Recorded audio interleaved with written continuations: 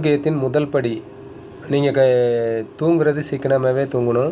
நைட்டில் எழுந்திருக்கிறது சீக்கிரமாகவே எழுந்திருக்கணும். எப்படியா இருந்தாலும் ஒரு 4:30 மணிக்கெல்லாம் எழுந்திரிச்சிடணும். 4:30 மணிக்கு எழுந்திரிச்சிட்டு உங்கள் காலை கடன்லாம் முடிச்சுட்டு 2வது ஃப்ரெஷ்ஷான கூலிங் வாட்டரில் தான் குளிக்கணும். நம்ம சில பேர் குளிருது அப்படின்ட்டு ஹீட் வாட்டரில் குளிப்போம். அந்த ஹீட் வாட்டர் குளிக்கக்கூடாது. ஏன்னா காலை டயத்தில் நம்ம நைட்டு ஃபுல்லாக தூங்குறோம்ல, அதோட ஹீட்டெல்லாம் உடம்புல தான் இருக்கும். அது குளிக்கும் போது என்னென்னா அந்த ஹீட்டெல்லாம் நமக்கு எல்லாமே இறங்கிடும். ஒரு புத்துணர்ச்சியாக இருக்கும். குளிச்சுட்டு பார்த்திங்கன்னா ஒரு புத்துணர்ச்சியாக இருக்கும். இது நம்ம ஒரு நாளைக்கு செஞ்சுட்டு ஒரு 5 நாள் கழிச்சு இல்லை, தொடர்ச்சியாக அதை செஞ்சால் தான் உடல் ஆரோக்கியமாகவும் இருக்கும், இளமையாகவும் இருப்பீங்க.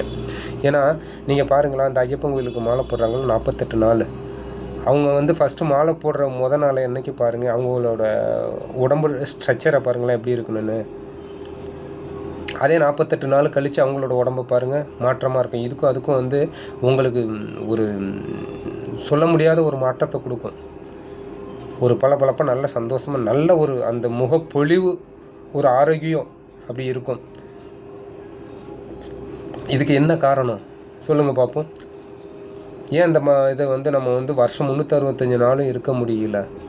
கரெக்டாக அந்த 48 நாள் நம்ம மாலை போடுறோம். மாலை போட்ட பிறகு என்ன பண்ணுறோம், அந்த கரெக்டான டயத்துக்கு எழுந்திரிக்கணும், கரெக்டான டயத்துக்கு சாப்பிட்ணும், கரெக்டான டயத்துக்கு நம்ம பூஜை போடணும். டைம் டு டைம் நம்ம கீப்பப் பண்ணணும். டைம் டு டைம் கீப்பப் பண்ணால் தான் நமக்கு அந்த ஒரு சக்தி, ஒரு சாமியோட தரிசனம் நமக்கு கிடைக்கும்.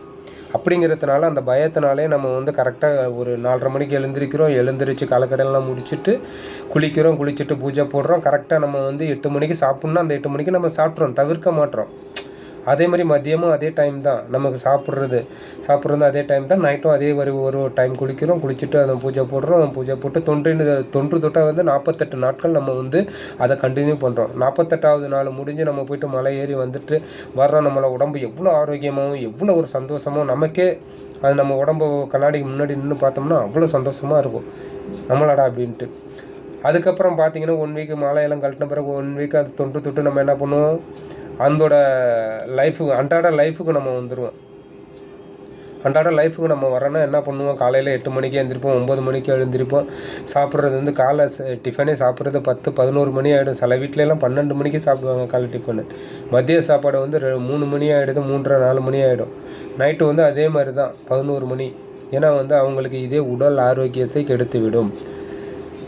நம்ம உடல் ஆரோக்கியமாக சந்தோஷமாகவும் இளமையாக இருக்கணும்னா நம்ம ஒரு டைமை கீப்பப் பண்ணணும்.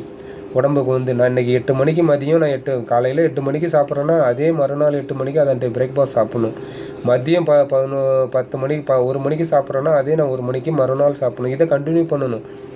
இதை கண்டினியூ பண்ணால் மட்டும்தான் நம்மளால் நம்ம உடம்பு ஆரோக்கியம் சந்தோஷமாகவும் இருக்கும், ஒரு இளமையாகவும் நம்மளால் இருக்க முடியும், நோய் நொடி இல்லாமல் இருக்க முடியும், ஒரு பொலிவோடு நம்ம இருக்கலாம்.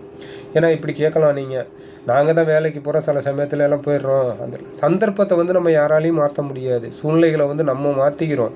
கண்டிப்பாக நம்ம வெளியூர் போகிற மாதிரி இருக்கும், வேறு எங்கேயாச்சும் வேலை சம்மந்தமாக இருக்கும், அங்கே சாப்பாடு கிடைக்காது. அது ஒன்றும் ஒரு பிரச்சனை இல்லை. நான் சொல்ல வர்றது என்னன்னு கேட்டிங்கன்னா, நம்ம தொடர்ச்சியாக சொல்ல வர்றேன். ஏன்னா 1 நாள் 2 நாள் அதில் நம்ம தொடர்ச்சியாக நம்ம 365 நாள் அது தப்ப தான் நம்ம பண்ணிக்கிட்டு இருக்கோம். ஏன் அந்த 48 நாள் ஐயப்பனுக்கு விரதம் போட்டுட்டு அப்படி இருக்கோம், கரெக்டாக இருக்கும்ல. அதுமாரி ஏன் நம்ம கீப்பப் பண்ணக்கூடாது? 65 நாள் நீங்கள் கீப்பப் பண்ணி பாருங்கள். 48 நாளுங்கிறத ஒரு 90 நாள் ஆக்கி பாருங்கள், எப்படி இருக்கணும், உங்கள் உடம்பு ஆரோக்கியமாக இருக்கும். எதுவுமே நம்ம அந்த டயத்தை கீப்பப் பண்ணி டைம் டு டைம் எதுவுமே எடுத்தாலும் நம்ம ஆரோக்கியமாக தான் இருப்போம்.